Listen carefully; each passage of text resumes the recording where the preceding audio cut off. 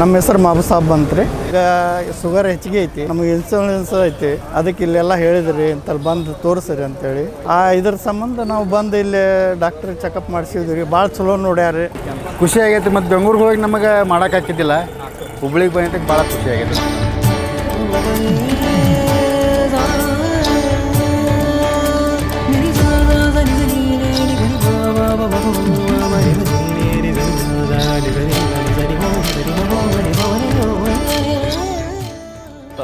Okay, ತುಂಬ ಧನ್ಯವಾದಗಳು ಇವತ್ತು ಹುಬ್ಳಿಗೆ ಬಂದಿದ್ದಕ್ಕಾಗಿ.